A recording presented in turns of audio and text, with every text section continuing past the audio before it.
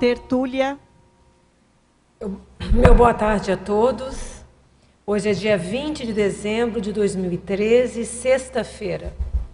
O verbete é 2.877, 5 páginas, 45 logias, 18 máximos. O verbete é retroafeto deslocado, da especialidade psicossomatologia. Quem escreveu o verbete fui eu, Adriana Lopes. Vamos à definição, então.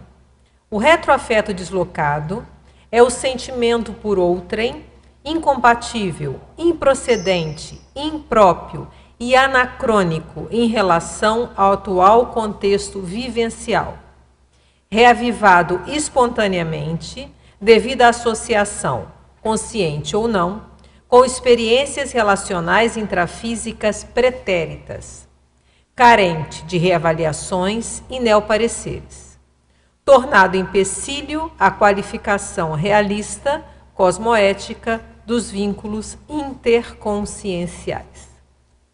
Na pensenologia, nós destacamos o holopensene pessoal sentimentalista, a forma holopensênica emotiva, a exopensenidade fomentando emotividades infundadas e a autopensenização inapropriada à conjuntura existencial do momento. Na fatologia, o retroafeto deslocado, o velho sentimento reavivado no presente, a carência de revisões de antigos afetos, as funções e papéis sociais desatualizados, os condicionamentos emocionais. Aí nós vamos destacar também que tem aqui uma enumeração de 7 contrapontos que dão bastante aqui exemplos da questão de retroafetos, ou da manifestação de retroafetos. O fechadismo, a reciclagem afetiva e a dramatização existencial incompatível com o atual nível evolutivo. Na parafatologia, o reconhecimento do padrão das energias, reavivando retroafetos. A recordação emocional de conteúdo obscuro, as feridas emocionais mantidas abertas, intocadas ao longo de múltiplas vidas, a postura emocional incongruente com a autobagagem multiexistencial. Na argumentologia, nós temos no item considerações 6 condições imaturas, antievolutivas e inassistenciais passíveis de serem incitadas por retroafetos deslocados, vivenciadas pela consciência incauta devido a hábito condicionado, preguiça de reciclar convicções ou opção teimosa. Aí temos aqui uma argumentação final com algumas inferências sobre a questão do retroafeto deslocado ligado a maxi proexis. Na remissiologia, sugerimos a leitura de autodiscernimento afetivo, cacuete holobiográfico, endosso sentimental, orgulho teimoso e recim intermissiva.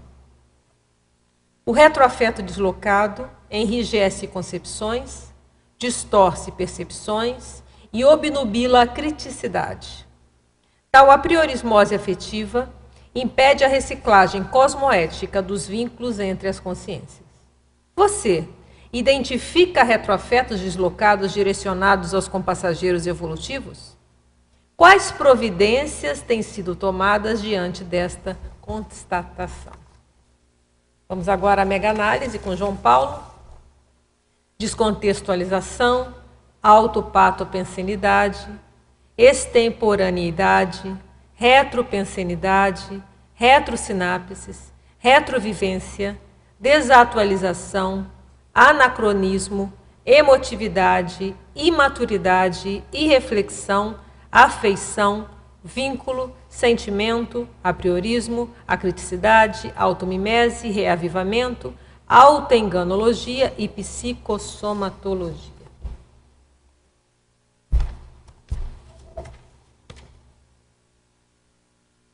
Nós temos algumas perguntas, mas antes eu vou contextualizar, sempre tem a pergunta, né? Por que você fez o verbete, né? Então eu pergunto para mim mesmo. Esse tema do retroafeto, ele surgiu numa resposta que eu dei numa dinâmica, era um processo que eu estava epicentrando, até junto com outra EPICOM, e durante o debate, foi um debate pequeno, e aí saiu a questão do retroafeto, eu não sei se eu chamei de anacrônico na época, e eu comecei a pensar mais sobre isso. Isso já tem uns 2 anos, né? Então geralmente tem uns temas que ficam na minha cabeça assim, meio um tempo, e até que chegou a hora que eu falei, não, eu acho que vale a pena, eu vou escrever o retroafeto. Então ele surgiu desse processo aqui. Vamos aqui algumas perguntas de Tele Tertuliano. Parafatologia, página 23, segunda e terceira linhas. Interleitura parapsicosférica inconsciente, levando a evocação espontânea de retroexperiência afetiva e a recordação emocional de conteúdo obscuro. Pediu para explicitar. Interleitura parapsicosférica é um verbete do professor Valdo, que é justamente mostrando que, eu quero pegar a definição aqui, meu computador deu uma... Está aqui, ó. A interleitura parapsicosférica é a primeira vista, impressão ou exame da aura energética percebida pela consciência lúcida, parapsíquica, da outra pessoa, apresentada na vida dia a dia, no caso com reações recíprocas quanto a abordagens energéticas autoconscientes. Então a interleitura é isso, nós estamos o tempo todo lendo uns aos outros, de forma consciente ou não, e aí que a gente explica aquelas simpatias e antipatias à primeira vista, né? Então, e é justamente nessa leitura que muitas vezes nós vamos reavivar esse retroafeto, que é um afeto antigo, de um relacionamento que nós já tivemos com essa pessoa em outra vida, que na maioria das vezes aí entra com a recordação emocional de conteúdo obscuro. Grande parte de nós não tem ideia, a gente não tem muita retrocognição, a gente não sabe, mas só sabe que tem aquele sentimento, que varia, né? Uma gama de sentimentos, que pode desde afeto, a gente falou simpatia, antipatia, mas tem às vezes a questão de autoridade, a pessoa se sente às vezes numa certa autoridade para subjugar o outro, ou vice-versa, a pessoa simplesmente às vezes se subjuga.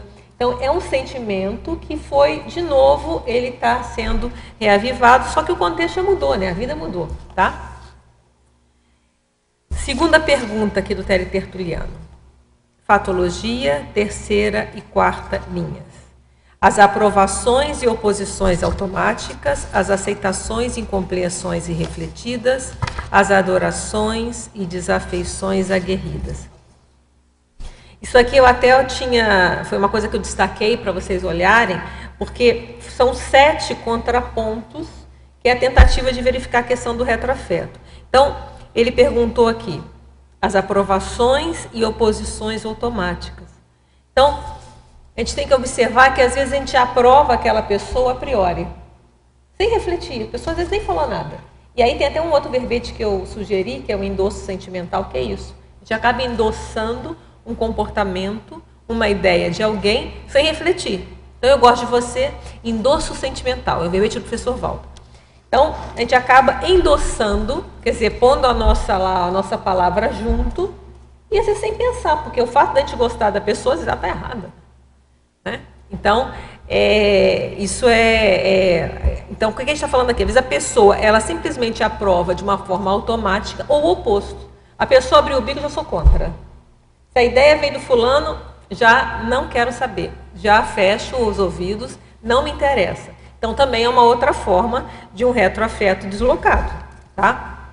Aceitação em compreensão irrefletiva. Mesma coisa. Eu aceito, às vezes, determinada postura de alguém, de uma forma quase incondicional, ou eu simplesmente já não compreendo, já tenho uma incompreensão, já dou o contra, também de uma forma irrefletida. Então, das duas formas, eu estou me manifestando em função de algum nível afetivo, também sem pensar.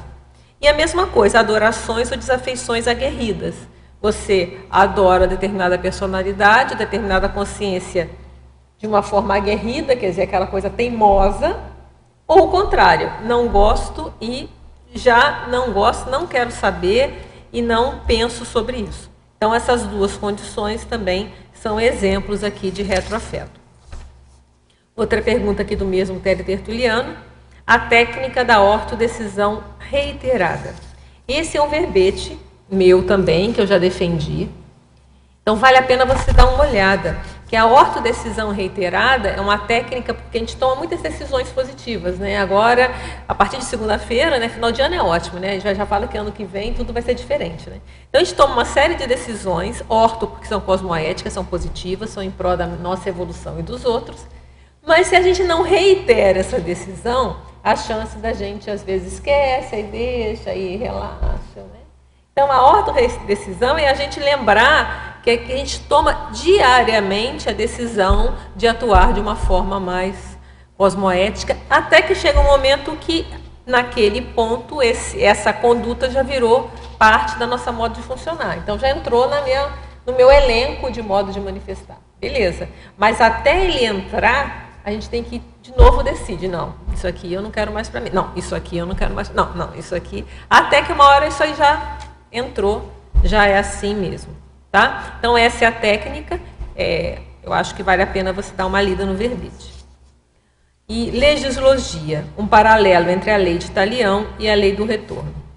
A lei de Talião nada mais é que o retroafeto deslocado, né? Talião é olho por olho, dente por dente, é a base da vingança, né? Você fez, eu vou fazer. Então, a pessoa ela fica com aquele afeto de vingativo e ela mantém aquilo independente do que aconteça. Eu vou continuar nessa situação, eu vou me vingar, porque isso é o mais justo, dentro da cabeça dela, e ela mantém esse afeto, e às vezes a gente conhece, tem vários casos na história, até inclusive contemporânea, de ódios entre etnias, de ódios entre países que ninguém sabe como começou, né? Depois você vê, ou então sabe, começou não sei onde, aquilo vai passando de pai para filho, você já sabe que tem que ser contra. E vai continuando mantendo. Então é a vingança, não, porque fez e faz. É o pagar na mesma moeda. É o pagar na mesma moeda. Tem que pagar na mesma moeda. Do que ela fez, ela vai pagar. Vai pagar. E aí, quem acaba se prejudicando ali são ambas as partes, né? A gente até coloca ali no final, né? A pessoa, ela não vê que ela, na hora que ela faz isso, ela critica tanto o algoz, né? Porque ela se acha vítima da situação, critica tanto, só que ela se torna um igual ou pior. Então, falta crítica. Né? Justamente aquilo que você critica, você faz igual. Tem aqueles casos, né, de a mulher vai lá, o marido trai, a mulher vai lá e começa a trair todo mundo. Ela faz a mesma coisa. Então, ela perdeu a autoridade moral até de reclamar, né?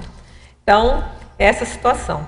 E a lei do retorno é para a gente lembrar que tudo volta. A lei do karma é isso, a retorna. Não só as energias que a gente lança para o cosmos, ela volta, seja as positivas ou negativas, que tem a base aqui da lei do karma, da causa e efeito.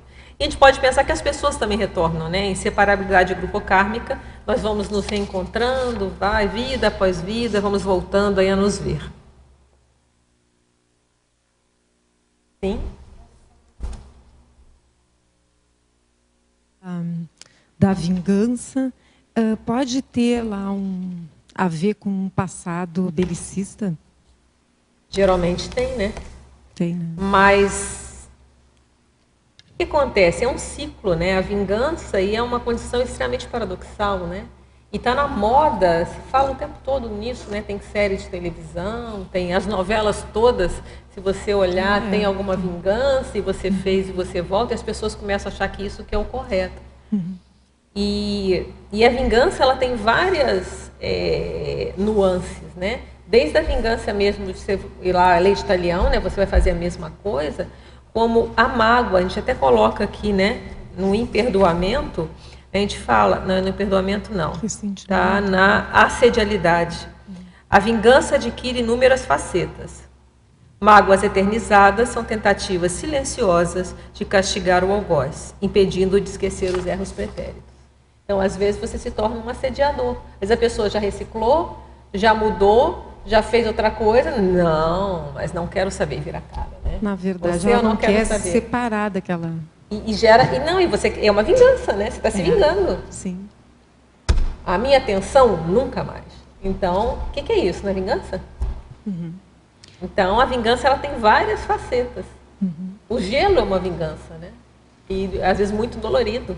Né? A questão do gelo, né? Todo mundo fala, não, estou dando um gelo no fulano. Às vezes é vingança. Tá, eu queria te perguntar aqui na interaciologia, a interação patopensenidade, bloqueio encefálico, e depois a outra, a interação, distorções mnemônicas, ficção holobiográfica. Tá. Aqui, ó, o que a gente está pensando? A patopensenidade, ela vai gerar bloqueios. O que são os nossos bloqueios cerebrais, que é o contrário do bloqueio zero, que a gente quer virar desperto, né? A gente tem que chegar no bloqueio zero, que vem antes da desperticidade, foi uma questão de prova, né? Então, é o contrário disso. Então, é justamente o que vai criar os bloqueios nos nossos chakras, principalmente da cabeça? É os pensamentos, é as patopensenidades, é os pensamentos equivocados. A gente vai carregando, vai cuspindo para cima, né? A gente vai gerando um holopensene propício a gerar uma condição. Então, a gente coloca interação, que a gente vê que um fato interage com o outro. Não quer dizer que eles estão sempre juntos, mas que, em grande parte dos casos, a gente vai dizer que essas duas coisas andam juntas. O bloqueio dos chakras cerebrais com a questão do pensamento patológico. E a outra é a interação, distorção mnemônica, ficção holobiográfica. A gente chega a colocar aqui muitas vezes, né, justamente por vir esse sentimento e nós não termos a retrocognição. Então, o conteúdo, você tem o sentimento, mas o PEN, a ideia, às vezes está obscura, a gente não tem muita clareza. Qual é a tendência nossa? Preencher essa lacuna, né? Essa lacuna mnemônica. Então, muitas vezes, criamos ficções sobre o nosso relacionamento com aquela pessoa. Desde a ficção amorosa, então se eu tenho muita afinidade por alguém, então já foi meu parceiro em outra vida. Às vezes não, pode ter sido mãe, pode ser pai, pode ser filho, pode ser irmão, pode ser amigo, pode ser alguém que me assistiu. Mas geralmente as pessoas fazem aquela fantasia romântica, né? Então, não, fulano foi minha dupla do passado. Pode ter sido, mas não necessariamente esse sentimento de afeto é desse nível. Pode ser um monte de coisa, até a gente coloca aqui também, né? A gente tentou ir colocando que a gente fala da gratidão, né? Ó. Vou achar aqui. Aqui, na mitificação, né, que tem justamente a mitificação, a gente está falando sobre isso. Fala, o mal-estar espontâneo nem sempre sinaliza reencontro com ex-algoz. Ex-vítimas incitam grandes incômodos. Então, às vezes tem um caso assim, eu não gosto do fulano, então isso me matou em outra vida. Às vezes não. Às vezes justamente pode ter sido até que se a gente pensar em ciclo, né? Mas às vezes é o contrário. Você fez mal para o fulano há vidas, e é tão constrangedor que você sente mal-estar e para ficar bem na fita você pensa, não, eu não, foi ele que me matou na outra vida, por exemplo. Né? Então, isso é um exemplo de ficção, de uma hipótese de ficção e que tem a ver com uma distorção da memória. E a mesma coisa, o bem-estar espontâneo, aquele que eu falei antes, nem sempre sinaliza antigo romance, retroauxílios e sinto elevados sentimentos. Então, às vezes a gente ter sido ajudado, essa gratidão também dá elevados sentimentos de afeto pelas pessoas. Então, é isso que a gente quis dizer. As distorções mnemônicas, quando a gente distorce as nossas memórias, a tendência é a gente criar uma ficção sobre a nossa autobiografia. Não só da autobiografia, então isso a própria psicologia já estuda, né? Que às vezes a pessoa tem lacunas de memória, ela cria fantasia para tentar interpretar ou tentar preencher aquele espaço que ela não lembra. Ou do passado, então, que a gente não lembra quase nada. Então, isso a gente tem que ficar atento. Por isso que a gente fala que tem que ter, no mínimo, 10 ou mais retrocognições para a gente começar a ter algum nível sobre aquele mesmo fato, para a gente começar a ter um pouco mais de noção sobre aquela realidade. Então, é por aí. Então, essa atenção, esse cuidado em relação às nossas retrocognições é o que a gente tem que ficar atento. Para evitar essas distorções, são meio inevitáveis, mas a gente sabendo dessa possibilidade, a gente já começa a relativizar mais as relações. Obrigada. Adriana? Sim, Kíria. Quais são as principais consequências desse retroafeto deslocado? É o que a gente colocou aqui, ó. É como a gente enxerga. São essas 6 condições imaturas aqui, ó. Que está na página 25. Acompliciamento, né? Você acaba se acompliciando, que é o contrário, é quando você faz aquele retroafeto positivo, então a gente endossa irrefletidamente aquela pessoa, se eu gosto dela, eu tô com ela, e a gente falou, a pessoa pensa que o auxílio apenas encontra consolação e aplauso, e às vezes é justamente você falar a verdade na cara da pessoa é a maior prova de amizade.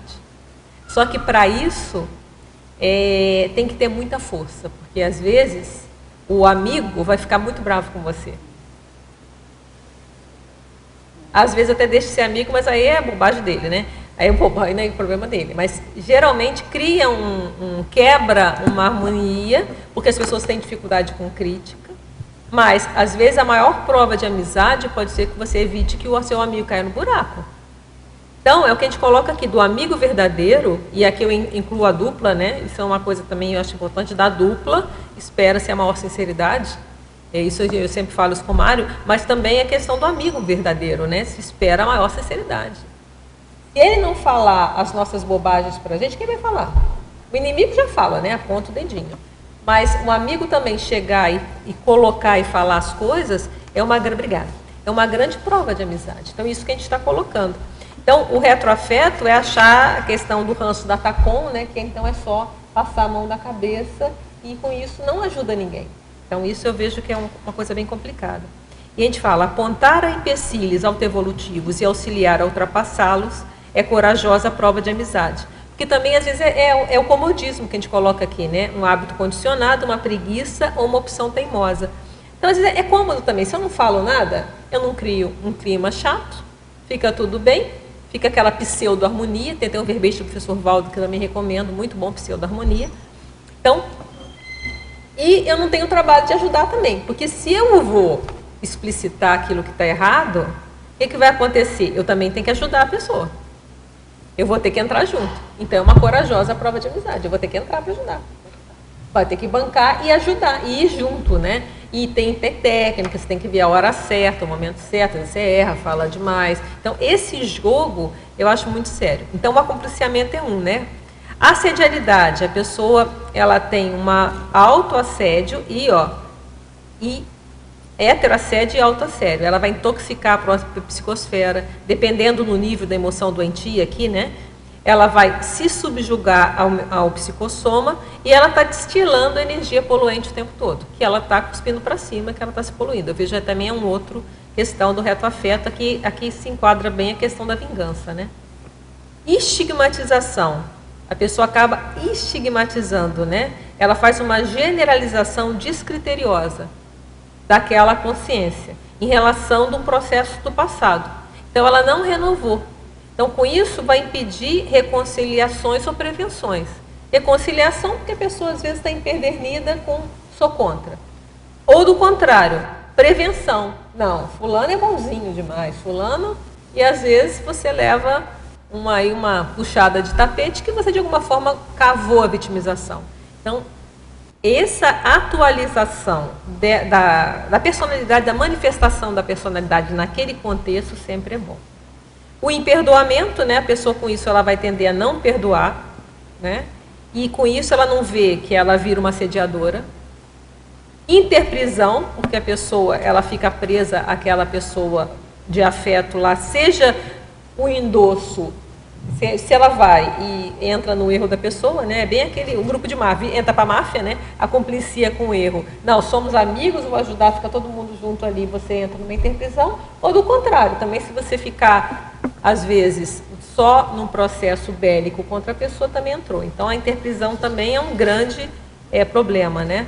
Até a gente fala, né? O orgulho ferido fixa desafeições e aprisiona o orgulhoso justamente a quem ele mais desejaria manter distante, né? É um paradoxo. E a mitificação que a gente já falou antes, né? A pessoa começa a criar fantasias sobre esse passado em comum, muitas vezes sem nenhum embasamento, e cria, então isso vai impedir dela ter uma retrocognição real, porque fica tão poluído de imaginação a história que fica difícil. Então, eu vejo que esses 6 condições aqui são das mais sérias que a gente conseguiu elencar aqui, pensando dessa manutenção do retroafeto deslocado. Quando se pensa em retroafeto deslocado, sempre há referência ao encontro do passado, então. Ou dessa vida também. É do passado. Por isso que ele é retro. Mas a gente coloca na definição que é de vida, que é um relacionamento pretérito. Pode ser dessa vida mesma. Sim, pode ser um reencontro dessa dessa própria vida. Mas a minha pergunta é, quando a gente pensa em afeto deslocado, claro que é retroafeto, pode ser algum tipo de característica dessa consciência que ela está, mais uma vez, de forma viciosa, encaminhando para uma outra consciência? Que não seja a mesma. Não sei se a minha pergunta está um pouquinho confusa, mas... sim. Aí, não, o deslocado que a gente está falando é para a mesma. É para a mesma. É para a mesma, no sentido aqui é da mesma. Mas eu entendo esse sentido. É um sentido, reencontro que você está... É um reencontro com a mesma. Aqui a gente está fixando uma... é deslocado nesse sentido, poderia dar essa interpretação. Mas a ideia aqui não, é a mesma. Para a mesma. Então, tanto é ou seja, é um reencontro, seja de vidas reencontro, passadas ou dessa isso, vida. Só que ele deslocou no tempo, né? Desatualizou. No sentido de tempo. Desatualizou. Ele está fora, ele é deslocado, ele está inadequado, ele está... Só que você mantém aquele sentimento daquela maneira fora. Até que a gente dá exemplo. Você vê na exemplologia, os 2 primeiros têm a ver com vida passada, né? Ó, o amoroso, o endosso sentimental, incondicional, aos demandos do amigo multissecular. Quer dizer, o amigo está lá fazendo um monte de bobagem, todo mundo, viva, né? Ou raivoso, é o contrário, a desaprovação incondicional aos atos de desafeto multissecular. Quer dizer, ele pode estar acertando, pode tudo certo, mas não importa. Está errado. Agora, o terceiro a gente coloca no processo dessa vida mesmo, ó, que é o queixoso. A cobrança incondicional do filho adulto aos pais vivos e dessomados. Tem isso, né? Já cresceu, você vê aquele homem, aquela mulher já com 40 e tantos anos reclamando do pai. Porque a minha mãe... Ou então fica pedindo para a mãe uma série de coisas, ou para o pai, seja quem for. Que solicitações infantis. Não está vendo que era uma... Tem até a música do Renato Russo, né? São crianças como vocês, né? O que você vai ser quando você crescer, né? Eu lembro dessa música na minha adolescência. Mas é mais ou menos isso aqui, né? Não atualiza que são consciências. E fica mantendo aquela postura de filho, eternamente. É o filho solicitando lá, mamãe não sei o quê, porque a mamãe não fez isso, porque a mamãe não fez aquilo, não compreende. Então ela também fixou num retroafeto, numa relação de filho e pais, quando já passou, o mundo já passou. E vice-versa, a gente pode falar também daqueles pais, né, que ficam também mimando aqueles filhos eternamente, como o bebê deles, a criança, não deixa a pessoa crescer, às vezes sufocando. É a mesma coisa, está deslocado, já passou. Aquele tipo de cuidado foi muito importante lá nos primeiros anos de vida e tal. Já passou, já é um homem, já é uma mulher feita. E a pessoa continua mantendo, às vezes, aquela relação, aquele sentimento deslocado. Então, isso a gente quis colocar também para mostrar que também pode ser nessa própria vida aqui. Ok? Só mais uma perguntinha. Sim, você fala muito em bagulho, se fala muito em bagulho energético, né? Você fala aqui nos bagulhos autopensênicos. Qual seria a forma mais inteligente de se livrar desses bagulhos autopensênicos? Olha, eu vejo que a questão tem até um verbete, tá? Do professor Valdo do bagulho autopensênico, mas o que eu vejo mais sério é primeiro identificá-los, né? E até aquela técnica do último verbete que a gente defendeu, o diapoliânico, ajuda nisso, né? Porque na hora que você parte do princípio que você vai ficar um período só pensando positivo, que seja 1 hora, né? Mas o ideal é 1 dia, mas se você quiser, fica 1 hora. E aí você vai ver tudo que impede a ele aquele tipo. Ali você já começa a identificar os bagulhos, que é aquilo que já está fora do local, aquilo que está entulhando. Às vezes é uma convicção, um sentimento, uma ideia que está totalmente fora da casinha, como dizem, né? Já não tem mais razão de ser. Então, no momento que a gente pega e identifica, depois é reciclar. E o que eu vejo da melhor forma para reciclar, quando é questão de intelecto, na minha experiência, é conscientização. É conscientizar que isso existe, primeira coisa. Então, por exemplo, qual a ideia desse verbete? Conscientizar que esse retroafetos existem. Ou lembrar, porque todo mundo às vezes até sabe disso, mas você ressalta e fala, lembra, isso aqui dá um nome. E aí, depois, a pessoa refletir com muita autocrítica. Esse sentimento que eu tenho está atualizado? Essa ideia está atualizada? Tem racionalidade nisso ou predomínio da emoção? Então, a gente tem muita convicção, que a gente fala convicção autoassediante, são convicções equivocadas, fora às vezes por questão de mesologia, de cultura, seja lá o que for, que elas embasam todas, então viram um bagulho, já não tem razão de ser aquela ideia já passou, já não tem. Mas a gente às vezes mantém essa ideia lá na nossa cabeça. Então eu não vejo como fazer isso. Refletiu, fica atento e muda, e é a ortodecisão, não quero mais, você fica atento, opa, estou pensando assim de novo, peraí, não, calma, peraí, alto lá, vamos, isso aqui não dá mais. Eu não vejo outra forma de fazer isso sem usar a racionalidade, porque a emoção, a gente vai combater com duas coisas que eu vejo, energia e mental soma. Como é que é isso? Energia, porque sem trabalhar a energia a gente não sustenta. A gente começa a ficar muito pensado, né? E vem a pressão assim do holopensene e tal, e a gente cai. Então, é a gente trabalhando mais as energias para sustentar, ter menos intrusão e, por outro lado, a gente pôr a nossa racionalidade para funcionar. Pensar de uma forma mais racional, identificar aquilo e fazer atalhos com a gente mesmo. Espera aí, não, isso aqui não tem razão de ser. Por exemplo, se a pessoa para pensar nesse retroafeto, a própria vingança, né? Se ela para pensar, é um prejuízo danado, até nessas séries que tem, que é um sucesso danado. A pessoa vive para isso, não está vivendo para... Que vida é essa? Então, ali é porque está vendendo a série, né? Mas se você... Quantas pessoas eles fazem isso, né? Se você parar para pensar com muito critério e racionalidade, a gente vê que nesse nível hoje... A maioria das pessoas já tem um nível de racionalidade, de experiência grande, né? Nesse nível atual da Terra, você começa a pensar, não, isso aqui não presta para mim. Não quero mais isso. Vamos mudar isso aí. Aí não muda de um dia para o outro, a gente sabe que as coisas, aí vai a ortodecisão reiterada, a gente vai mantendo até que uma hora isso não nos incomoda mais. Então eu não vejo como ser diferente, sabe? Na minha experiência é assim. E é um pouquinho cada dia e enfrentar. O mais sério é aquele princípio que eu não... O princípio é um paradoxo, né, que eu sempre... Hoje eu não coloquei aqui, mas ele é quase onipresente nos meus verbetes. É preferível a dura realidade à mais doce ilusão. Então eu faço assim para eu ir ver se eu me conscientizo disso, né? Então, mas é verdade, a gente vive muito de ilusão, né? A vida intrafísica propicia. Então, às vezes é melhor a dura realidade à mais doce ilusão, porque se eu enfrento a dura realidade... Eu posso fazer alguma coisa para mudar essa realidade. Na ilusão não, eu estou ali, né? Na fantasia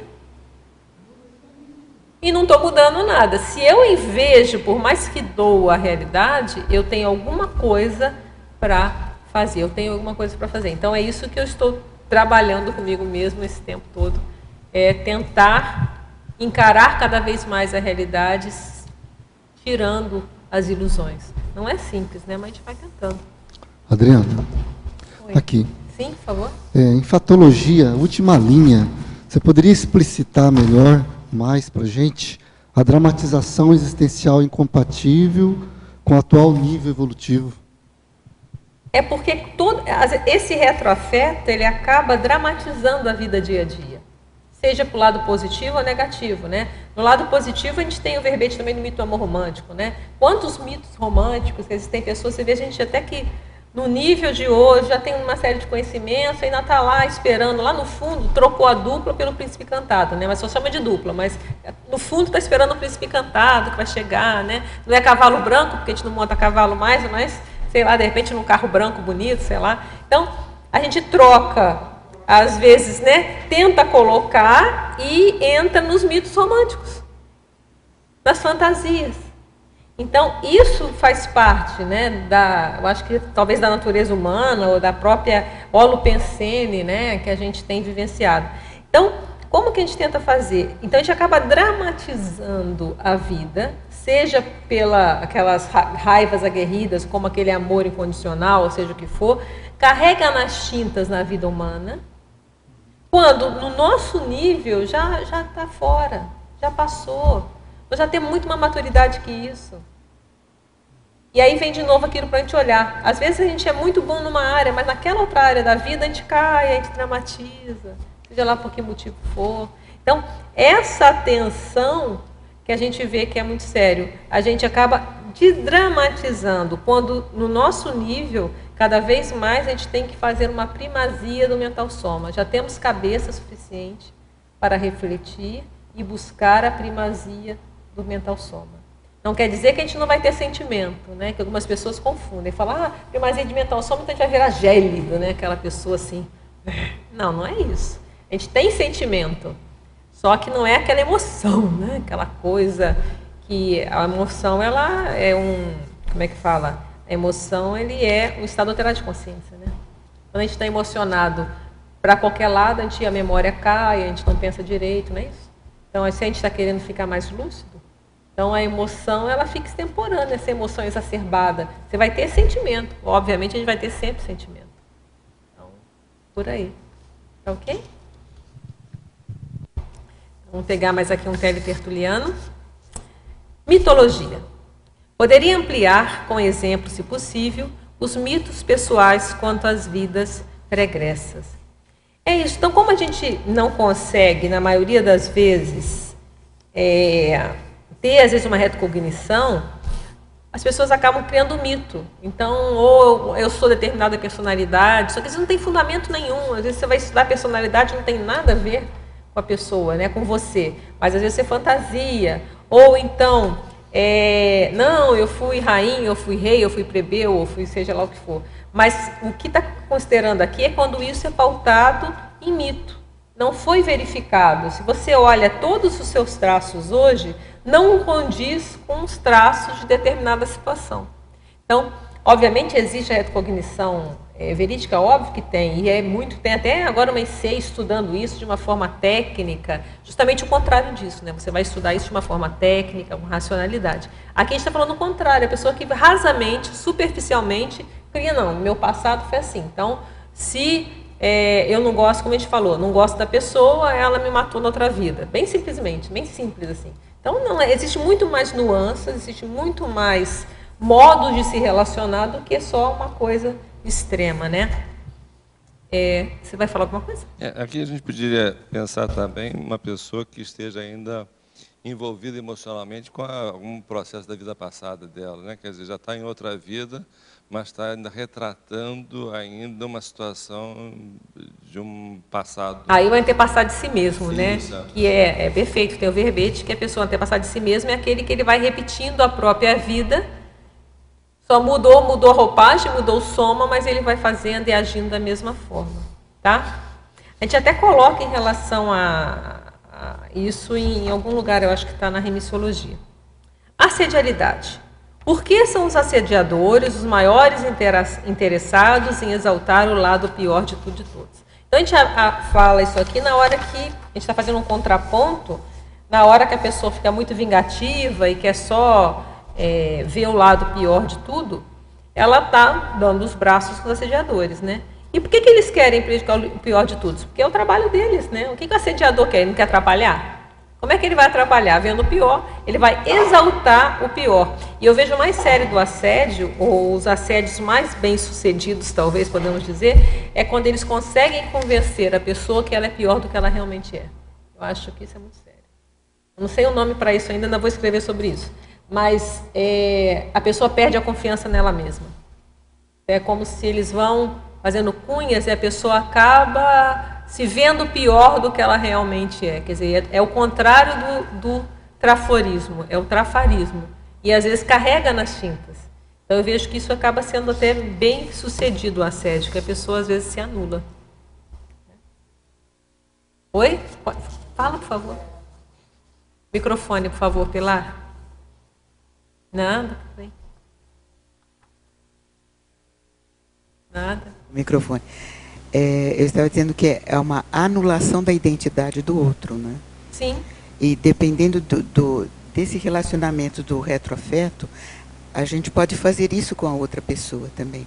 Para a gente se sentir valorizado, a gente desvaloriza a outra pessoa. E nessa desvalorização, dependendo da suscetibilidade dela, aí ela se anula, ela anula a própria identidade dela. Que é o caso de muitos assédios, né? Muito, muito. Mas era nesse sentido. O que o assédio quer fazer? Ele quer subjugar, ele quer dominar, ele quer vampirizar. Isso, o poder. Então, quanto mais a pessoa se sentir por baixo, mais ele é bem sucedido. Então, ele pega o lado pior, porque às vezes ele exaltando o lado pior da pessoa, se ela entra nessa onda, ela vira mais um colega para ele, né? Ela vira um satélite assediador, ela vai trabalhar em prol dele para piorar as situações, né? Ou simplesmente vai anulá-la. Mas esse processo de anulação, muitas vezes, leva a pessoa ao suicídio, né? Sim, é a pior solução. Ou não é a solução, porque né? quando ela começa a tomar consciência, ela vê que ela está impotente para dar conta de todo aquele assédio e ela acaba se anulando de vez, né, da vida. E aí é uma falsa... Porque o que eu entendo é que os dois extremos, eles são fora da realidade. Né? Quando a gente fala que prefere a dura realidade a mais doce ilusão, não quer dizer que a gente vai ver os nossos trafares, mas quando a gente vê os nossos trafares, também a gente vê os nossos trafores. Todo extremo, que aí entra o pensamento tudo ou nada que a gente coloca lá na pensionologia, então se eu tenho esse trafar, eu sou tudo de ruim. Ou se eu tenho esse trafora, eu sou tudo de bom.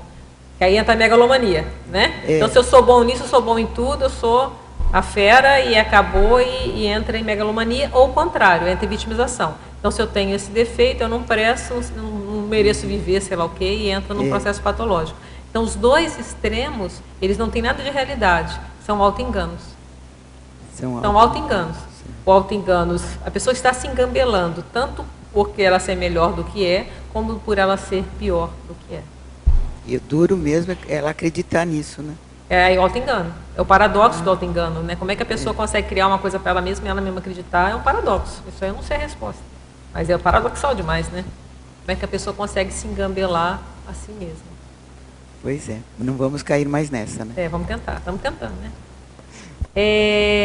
Outro tertuliano, Coloquiologia, página 22. Poderia nos explicar o aninho intocável mundinho afetivo pessoal? Porque mudar dá trabalho, né? Então, se a pessoa, o retroafeto também, se a pessoa mantém aquela maneira, aqueles afetos, também é muito tranquilo. Eu sou assim mesmo, eu penso assim, minha visão do mundo é essa, minha visão das pessoas é assim, ok, estou quieto, não dá trabalho, não preciso mexer nada, não preciso pensar nada. Então, é bem confortável, isso que a gente queria colocar, tá?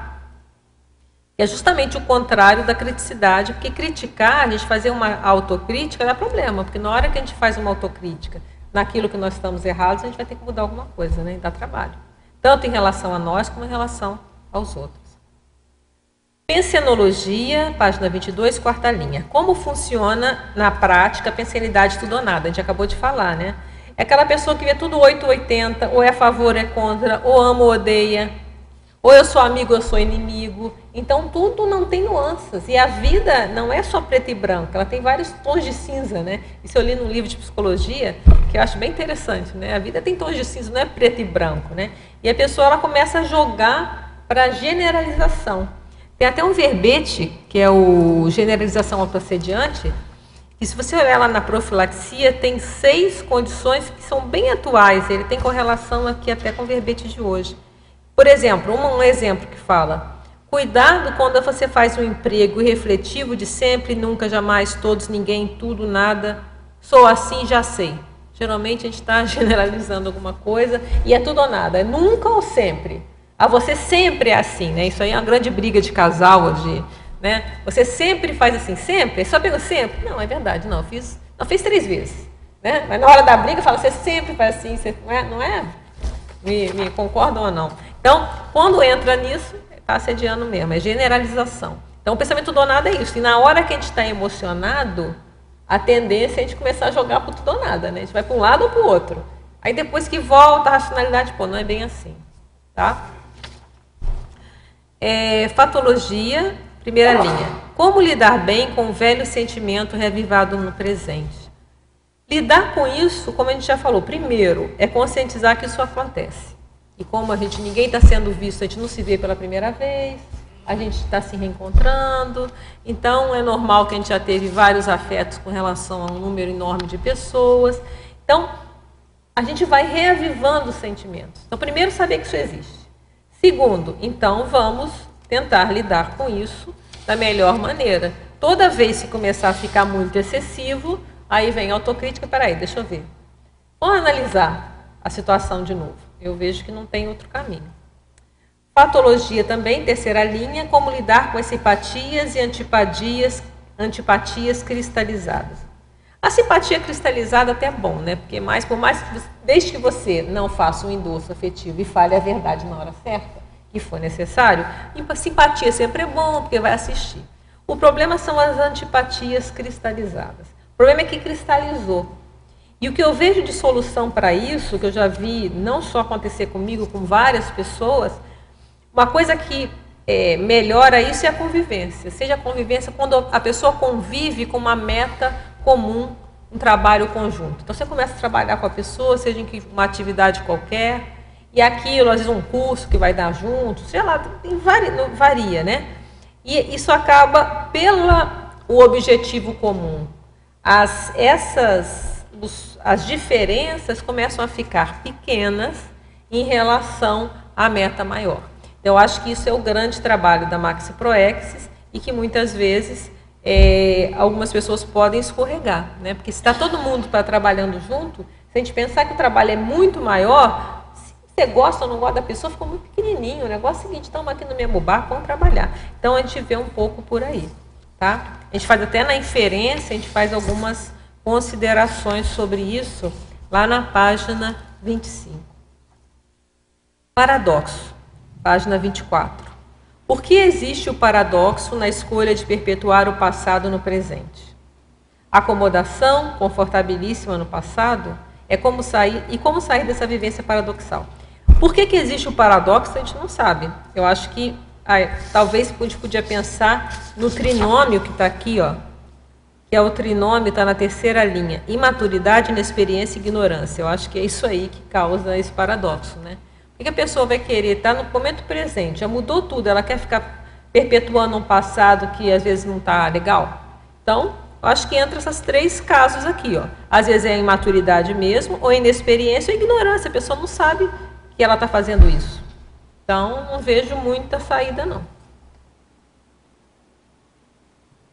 Ok? Sim? Justamente de paradoxo, Adriana, poderia falar do segundo paradoxo, segundo e terceiro paradoxo? Tá. Esse paradoxo é bem interessante e que eu já vi alguns casos que na hora que a gente faz essa argumentação aqui, muda tudo, sabe? Que a pessoa, ela cai em si. Então, às vezes, aquela pessoa que tem, às vezes, um ex-marido que fica lá a vida inteira só mantendo aquela raiva, já passou. Ou então, qualquer outra situação. Na hora que a pessoa cai em si, que aquela pessoa virou protagonista da vida dela, porque na nossa vida nós temos várias personalidades. E às vezes a pessoa coloca justamente o desafeto como principal, porque pensa no desafeto o tempo todo. E todas aquelas pessoas que você se dá bem, aquelas pessoas que são legais. E a pessoa só pensa naquela situação. Então, é um paradoxo. Então, a consciência vingativa, colocar os desafetos no papel de protagonista da própria vida. Ele virou o personagem principal da vida dela.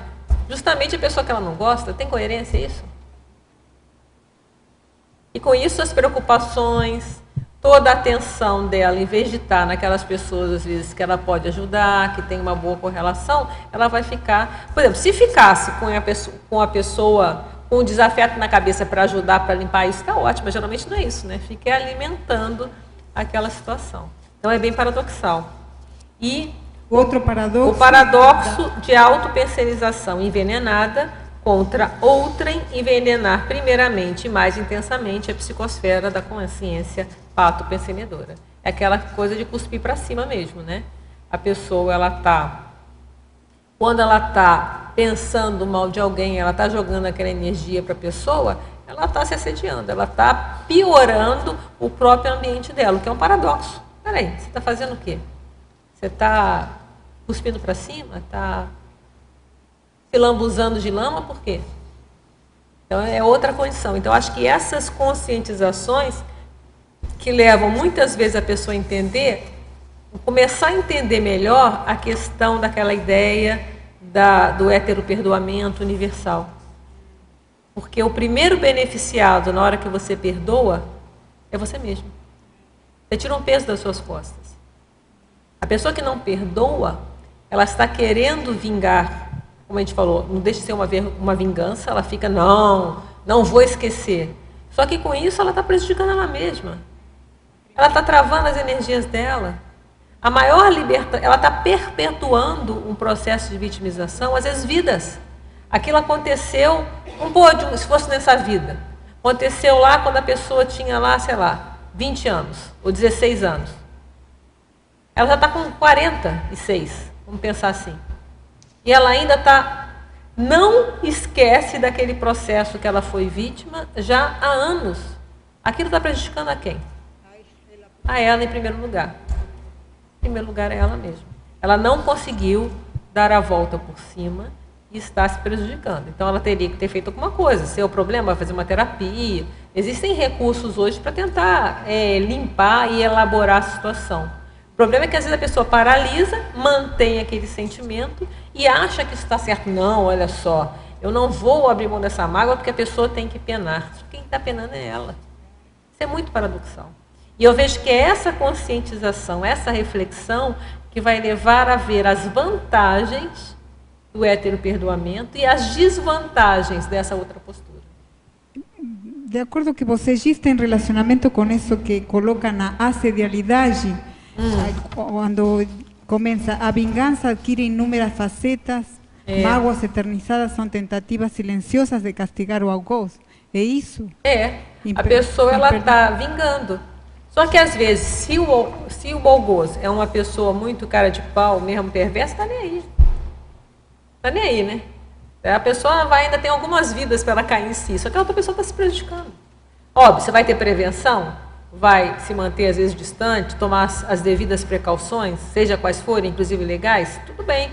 Mas, lá, você não vai ficar com aquele sentimento dentro de você. E se houver chance, ajudar, aí é o máximo, né? Então a gente coloca uma coisa aqui que é muito séria, olha. No imperdoamento, no 4, o gabarito assistencial é mensurado quando se acolhe a assistência do ex-algoz. Isso é mais sério. Porque perdoar ainda é fácil, não te perdoo, ok. Mas aí a pessoa ela quer se retratar. Vamos supor que a pessoa não é desse cara de pau que continua lá feliz da vida ou nem aí. A pessoa às vezes se arrependeu, já caiu em si e tal. Aí a pessoa vem querer se retratar. A pessoa diz, não. Então, o gabarito assistencial, você vai ajudar a pessoa a te ajudar.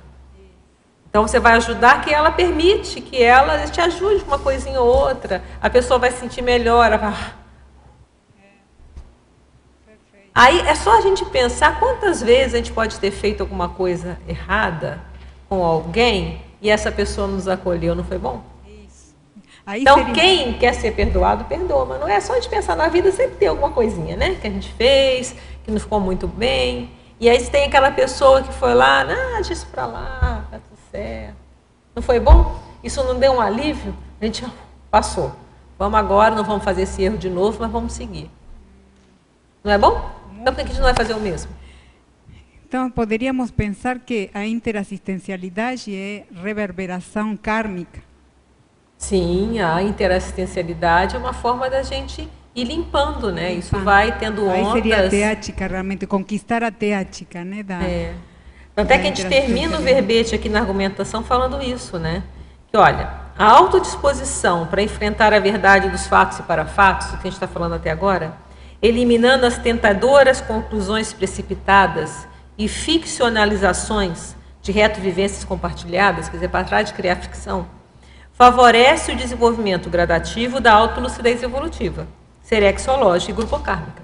Então, se eu estou aberto a ver a verdade, vai facilitar a tua retrocognição, porque às vezes a gente vai ver coisas até meio piores em relação a nós mesmos e os outros na hora que a gente vai mexer no passadão. Além de permitir avanços na compreensão da primazia evolutiva da interassistência cosmoética. Quer dizer, ajudar acima de tudo. Isso é o mais sério. O retroafeto, ele não está pensando tanto dos dois lados que a gente falou, lógico, se é um retroafeto existe o tempo todo. E tem os que não estão anacrônicos, vamos deixar claro, né? Que eles não estão deslocados, está tudo certinho. Aqui está focando nos que estão fora do contexto. Existe os que estão no contexto, tá? Nesses fora do contexto, a pessoa não está ajudando. Seja dando um endosso, como a gente falou, sem crítica, dando aplausos incondicionais, ela não está ajudando ninguém, não está ajudando a pessoa. Como do contrário também não. Se ela também só dá vaia incondicional, também não está ajudando ninguém. Então, os dois, justamente a gente pode dizer que o deslocado, o anacrônico, é porque não tem nada de assistencial. Ele tem condições inassistenciais. Porque se tivesse esse retroafeto, O que é a dupla evolutiva? É um retroafeto, só que ele não está deslogado.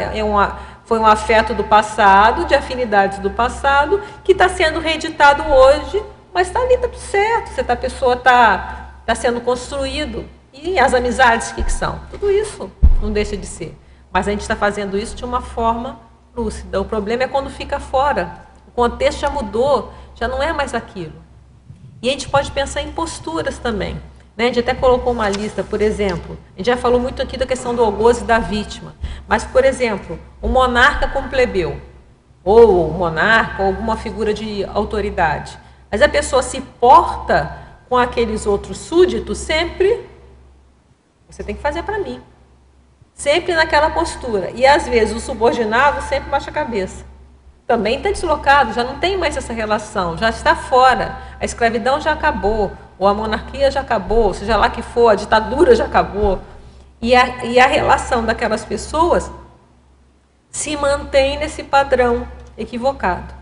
Outro exemplo que a gente colocou é que a gente falou, né, o monarca é o senhor escravo, né? Então a pessoa continua mantendo aquele padrão.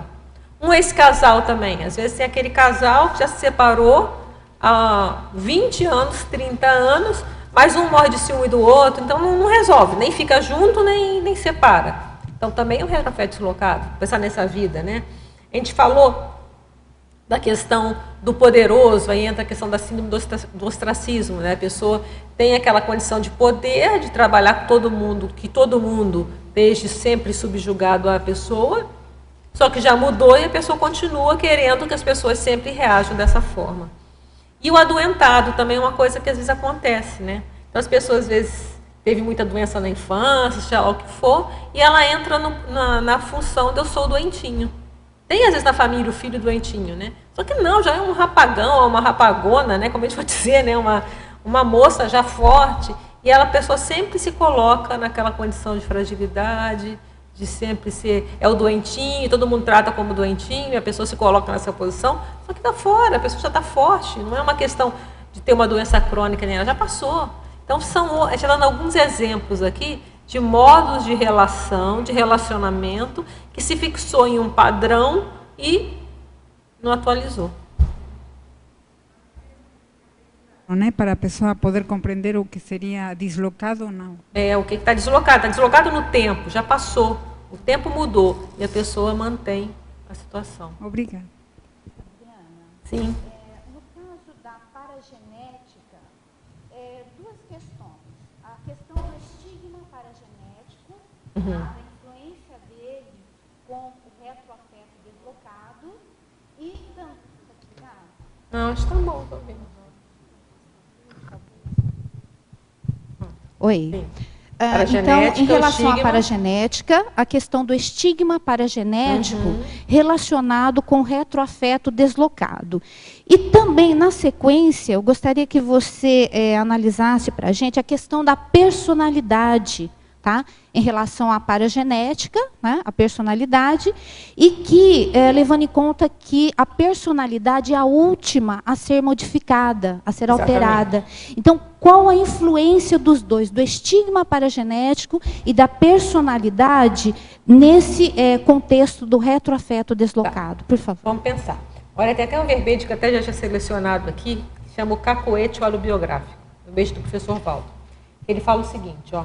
É o mau costume ou o mau hábito, repetido de modo automático, por influência de repetições frequentes em vidas intrafísicas anteriores, demonstrando impulsos, tendências ou predileções incontroladas ou inconscientes.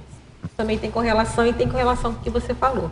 Então, a paragenética é o que vai fixar, muitas vezes, esse modelo de comportamento, inclusive esse modelo de personalidade, porque a paragenética é onde está fixada a nossa personalidade. Eu entendo que seja na paragenética. Tá? Até convido todos para o Círculo Mental Somático de amanhã, que a gente vai justamente buscar aprofundar essa questão da paragenética, que ainda é muito obscuro, né?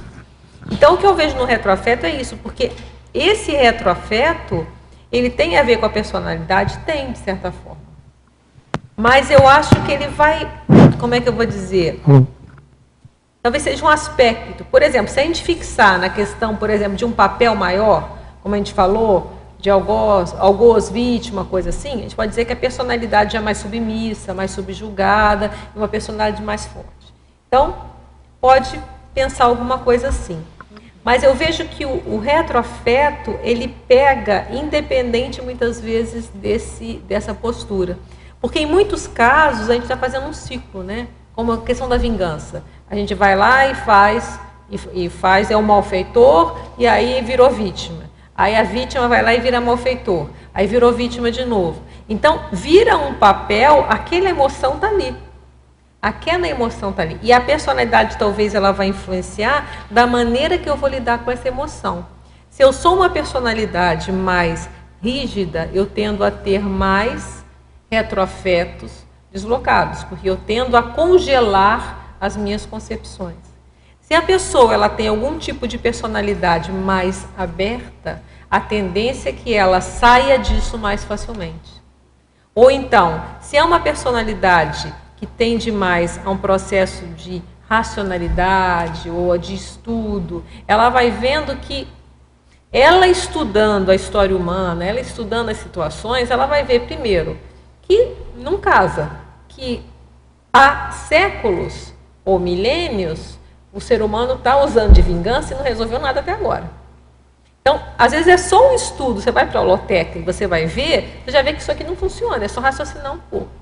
Já uma personalidade, às vezes, que não tem muito essa tendência ou essa de querer ser mais uma pessoa mais, às vezes, psicomotriz, alguma coisa assim, talvez ela tenha mais dificuldade, porque ela não vai ter esse nível de reflexão. Mas também, às vezes, não, porque a pessoa prática também, ela, às vezes, ela tem, porque ela vai vendo, ela vai batendo a cabeça, ela vai vendo que ela já bateu tanto a cabeça, ela vai funcionando. Então, depende muito. Então, eu vejo que a personalidade, ela perpassa essa condição, mas ela não é... Ela vai influenciar, mas o retroafeto talvez ela passe meio transversal, independente da personalidade. Porque eu entendo que a questão do retroafeto ela é generalizada para todo mundo. A questão do o retroafeto, sim. O serenão tem os retroafetos dele, as nossas ex-mães, as ex-mães do serenão, os ex-filhos do serenão, os ex-maridos do serenão, ou da serenona, sei lá o quê. É um retroafeto que ele vai se atualizando. A questão é que ele fica um afeto atualizado, assistencial. É diferente desse aqui, que já entra num processo mais patológico, no momento que ele congelou quando não era para congelar. É por aí. Deixa eu aproveitar, Adriana, sim, aqui. Culturologia. Tá. Eu queria que você fizesse um comentário aí dentro do contexto do seu verbete. Tem a ver com o que a gente falou agora, né? Os cacuetes culturais holobiográficos, né? Às vezes a maneira de funcionar, essa maneira afetiva de funcionar, é um cacuete de cultura. Se você observar, as culturas têm maneiras diferentes de lidar com a emoção, né? Tem culturas, por exemplo, o italiano e o próprio brasileiro, ele é mais aberto, às vezes, a uma interação afetiva do que outras. Os ingleses são mais, eu falo, mais frios, né? Eles não têm esse jeito de lidar emocional, mais alterado, mais assim, expansivo, né? E assim vai com determinadas condições. Maneiras de lidar com o luto. Então, existem modos de funcionar, são códigos emocionais que têm uma forte influência da cultura. Então, uma personalidade, entra na personalidade. Alguém, uma consciência que tenha vivido muito tempo em determinada cultura, ela tende a ter assimilado na personalidade dela muito dessas maneiras de funcionar daquela cultura. Por isso que a gente encontra, o fulano tem um jeito mais português, tem um jeito mais italiano. Muitas vezes não tem nenhuma questão genética, mas é uma questão de ter vivenciado aquela cultura de mais tempo e ela trouxe alguns modos de funcionar dessa cultura.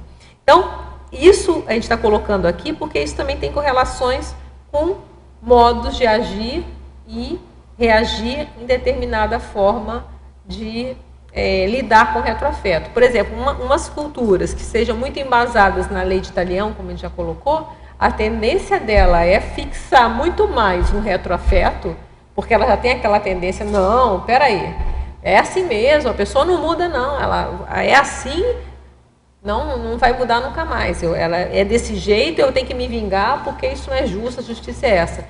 A tendência é a pessoa manter esse tipo de pensamento. Manter esse cacuete. de lidar com as emoções, né?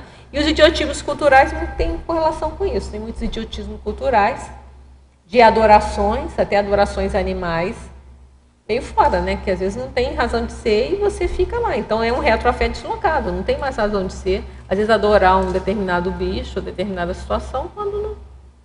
Ou até gurus, e seja o que for, a questão religiosa é um idiotismo cultural. E a pessoa às vezes mantém isso, mesmo nascendo em outra cultura. Então isso aí entra, por isso que a gente coloca o laboratório da paragenética como a gente coloca a pensinologia, paragenética e etocognições, né? E pode ajudar no laboratório até a gente identificar quais desses modos de lidar com as emoções têm raízes na nossa paragenética e na maneira de a gente lidar nas nossas retoculturas. É engraçado. Essa questão do retroafeto não se volta, não se dá só em relação a uma pessoa, mas há valores culturais também. Acho que aqui a gente fixou em pessoas, mas a gente pode pensar em ideias, uma série de coisas. Mas a gente preferiu aqui no verbete fixar em pessoas. Tá? Um retroafeto que é o mais comum, é o que pega mais. Porque até a ideia, até que a gente, às vezes tem uma pessoa por trás, né? Mas a gente fixou em pessoas aqui. Obrigado. Okay? Adriana? Quer perguntar? Assim? Sim, por favor. Na argumentologia você fala que é possível, mesmo após de recins efetivadas em curso inferência. Isso. Ali onde você fala sobre a ressoma, mesmo após terem sido feitas algumas recins efetivadas aí no curso intermissivo, a dupla, seja de amigos, seja dupla evolutiva mesmo, ou enfim, o casal, voltar ao padrão imaturo. Isso. Por que isso acaba predominando depois de uma recém? Mas isso que a gente está colocando aqui, ó. Vamos dar uma lida aqui para ficar mais fácil. Ó. Então, é uma inferência, tá? Isso aqui eu não tenho provas disso. No preparo extrafísico para a consecução da max proex grupal, quer dizer, essa proex que nós estamos fazendo agora, podemos inferir ter sido promovido o entrosamento sadio dos intermissíveis cursistas, tá? Muitos de nós tivemos o entrosamento. Futuras mini peças lúcidas, objetivando a formação de um senso de equipe multidimensional, porque a gente está trabalhando aqui com consciência e com consciex, ok? Entretanto, aí vem a ideia, devido ao restringimento ressomático, que a gente vai restringir, e a preponderância das influências dos densos solupensenes intrafísicos, então estou falando que aqui é intrafísico, no reencontro de intermissivistas é possível eclodirem, em primeiro lugar, as rememorações afetivas provenientes de retrovidas incomuns, quando as personalidades envolvidas eram mais imaturas, dificultando o acesso às lembranças do paraconvívio equilibrado após as recins efetivadas no curso intermissivo. Então, aí entra mais a questão do deslocado. Então, é uma inferência. Estava lá, a vida te harmonizou todo mundo lá, né, como Nex evoluída, aquele holopensene tranquilão, né, todo mundo querendo que aconteça melhor para todos, tudo perfeito. Vem para cá, aí tem o holopensene mais denso, tudo mais pesado. Qual a lembrança da intrafísica é mais denso? Por isso que eu falo, é mais fácil a gente ter uma lembrança, é mais fácil a gente ter uma lembrança de uma retrovida intrafísica do que, às vezes, da nosso período intermissivo, porque nós estamos aqui, é denso. E aí, o que pode acontecer? Uma hipótese.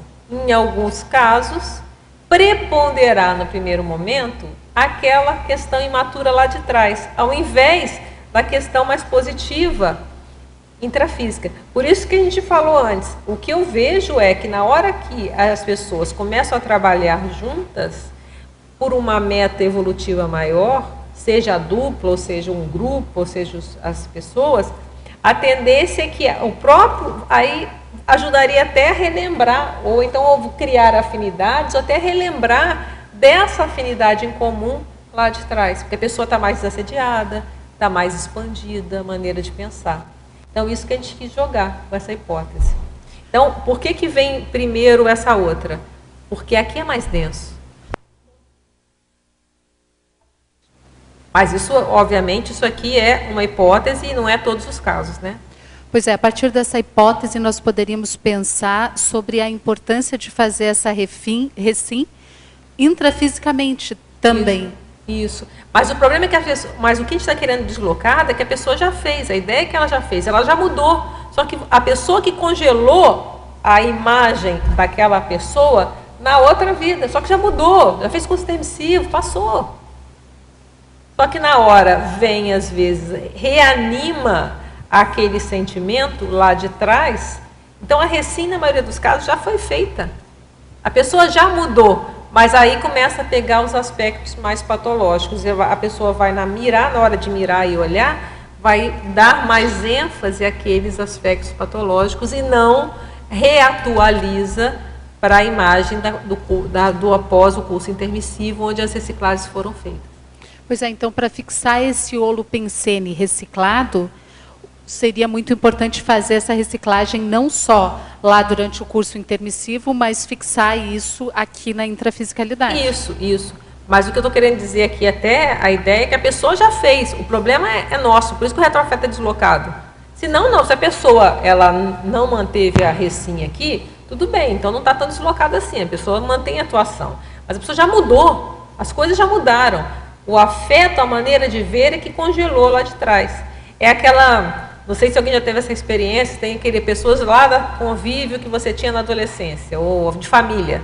Aí você vai reencontrar, a pessoa pensa que você é daquele jeito lá de trás. Tem até um verbete do professor Valdo que eu não estou lembrando o nome agora. Não sei se é o reencontro, não é reencontro secular, é um outro, agora eu não coloquei ele aqui.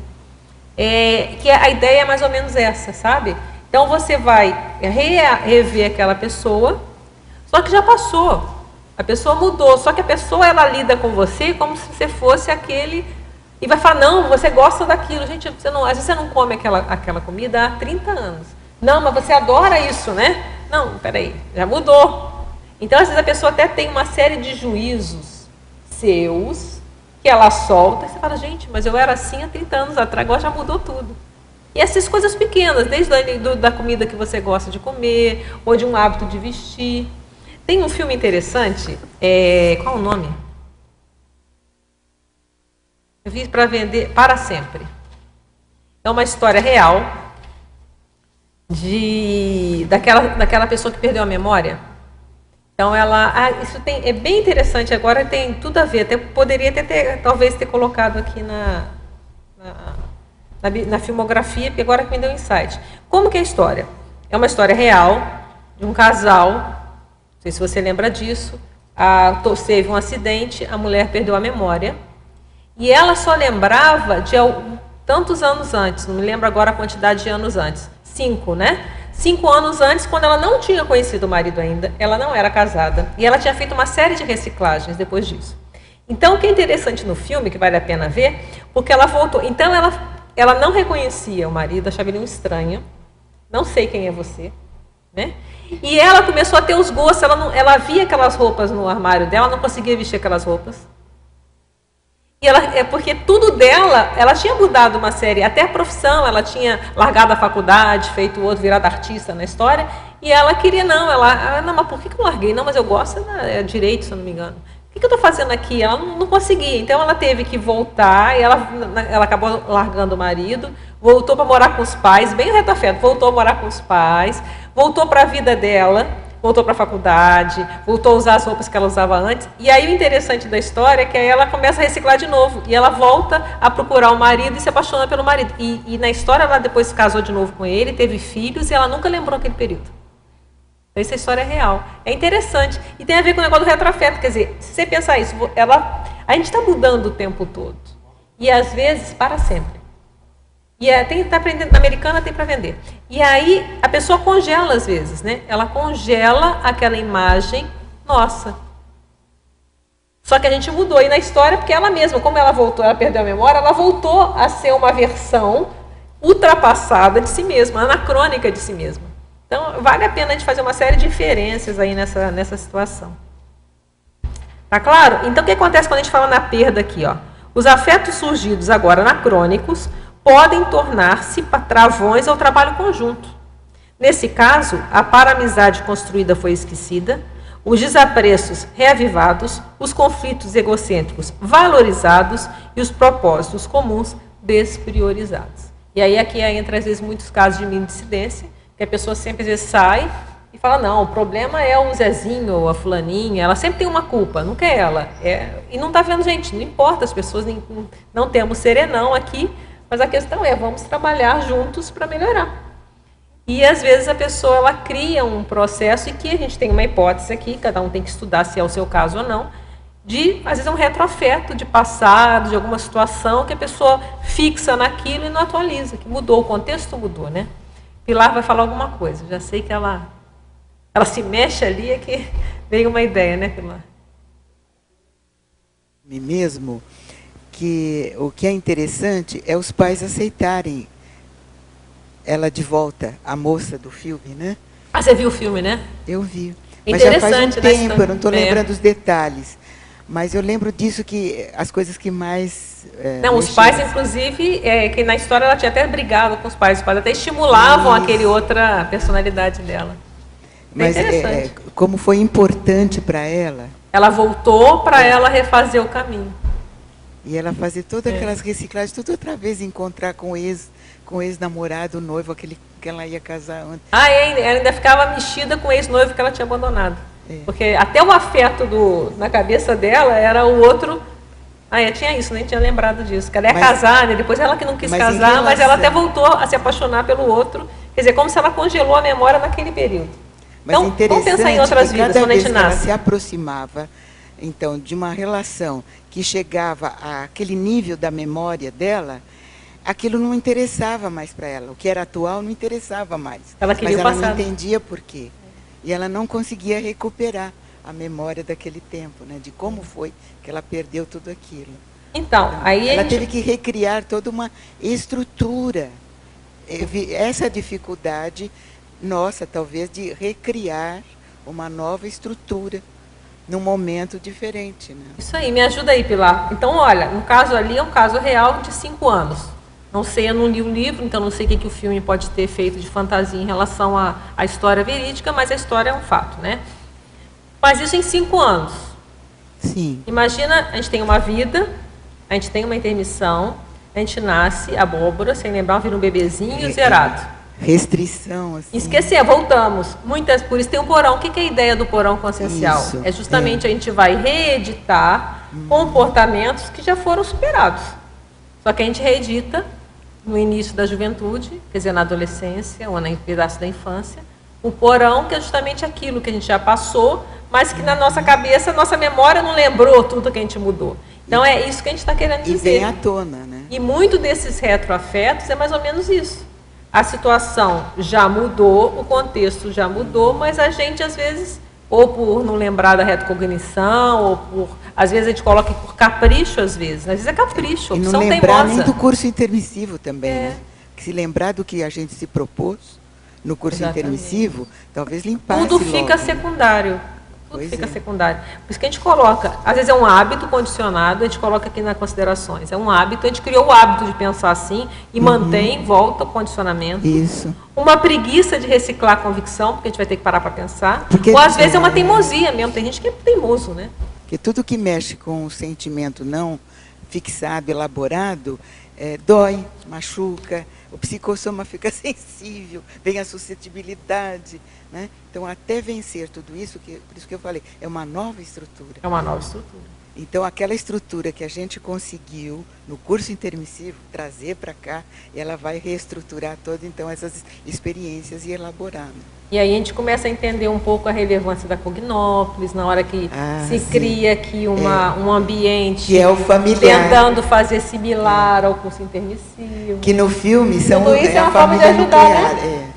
Aí você vê que nada é por acaso. No filme é a família nuclear, aqui é a nossa família consciencial. E aqui as pessoas vão juntando, aí os objetivos comuns, as ICs, cada um lá com o seu objetivo de trabalho.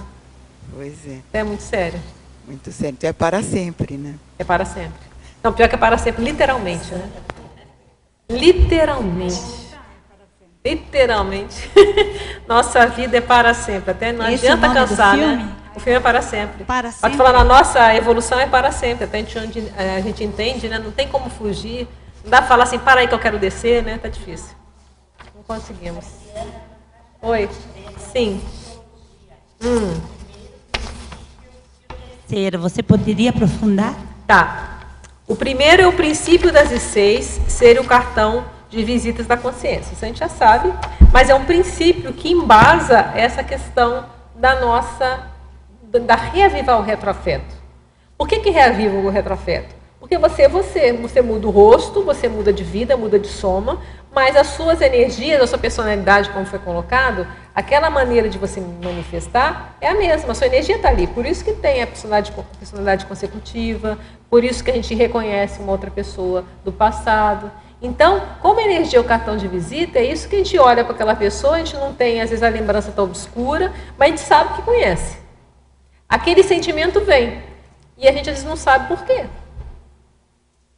Mas o sentimento vem, a maneira de funcionar vem, aquela tendência vem a atuar com aquela pessoa de determinada maneira. Às vezes você tem uma tendência daquela pessoa, é como se a pessoa tivesse alguma ascendência sobre você. Isso aí varia. Por quê? Você tem que aprofundar, pode ser milhões de coisas. A pessoa fez uma assistência para você, ou a pessoa foi seu chefe no passado, sei lá, tanta coisa pode acontecer.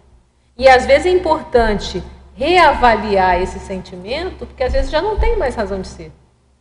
Às vezes a pessoa já ficou para trás. E às vezes você vai fazendo ossos afetivos equivocados. Então, isso tudo são coisas que a gente precisa ir entendendo e buscando decifrar melhor. Mas o primeiro passo é saber que isso existe. Que aí a gente começa a buscar decifrar essas situações. Ok? Alguém ia perguntar? Ali. Na trinomiologia, página 23, na penúltima linha, lá no finalzinho, as repetições dispensáveis... não, desculpa, não é isso não. Postergação, não? Não, mas é isso mesmo, é as repetições dispensáveis do trinômio, opiniões, preferências e ações. Você já falou sobre isso? Não, mas é isso aí, né? Por que é o retroafeto? Aí entra aquilo que ele falou, a pessoa acaba tendo a mesma opinião sobre determinada situação ou determinada pessoa, ela mantém a mesma preferência em relação a determinada pessoa ou outra não, e as mesmas ações, acaba agindo de uma forma similar. Então, isso já passou, são repetições dispensáveis, já não é mais necessário, a situação já mudou, e a pessoa continua naquela situação. E tudo isso vai levar à postergação do trinômio, correções, retratações, reconciliações. A gente sempre fica justificando que é o processo emocional, que é difícil, o psicossoma, deve ser coisas assim muito arraigadas, gravadas no psicossoma, na paragenética, mas no final das contas não vai justificar, né? Não vai justificar porque que você não superou isso, né? A gente não toma opção, aí entra a opção pelo desassédio, né? Se a gente ainda não fez algum movimento para tirar o autoassédio, né, se mantém assediado ainda, por isso que a gente ainda está lutando para ser desperto, né, tantas vidas que a gente já podia ter virado desperto, é uma forma de ser imprudente, né? De ser leviano, é uma boa meta. De ser preguiçoso. A gente nunca fez nada para mudar essa situação. Tem ignorância? Tem ignorância. Mas será que é só ignorância? Será que é acomodação também, porque dá trabalho? Então, cada um tem que pensar. Por exemplo, hoje em dia, não tem justificativa. Ah, não, eu penso assim porque emoção é difícil. É verdade, emoção é difícil. Mas aí cada um tem que fazer. O que eu estou fazendo com isso? E aí entra na pergunta lá da questionologia, né? Você identifica retroafetos deslocados direcionados aos compassageiros evolutivos? Aí tem. Quais providências têm sido tomadas? Essa é a questão. A gente está fazendo alguma coisa para mudar? Tem coisas, como foi colocado, né? Personalidade não se muda de um dia para o outro, a gente sabe disso. Mas ela muda. Então, eu estou fazendo alguma coisa para mudar alguma coisa? Ou não? Ah, então não muda, então está tranquilo. Não, então a questão eu acho que isso que gera... que é o nosso momento nessa vida agora. Por isso que essa vida nossa é crítica. Porque nós nunca estivemos tão lúcidos.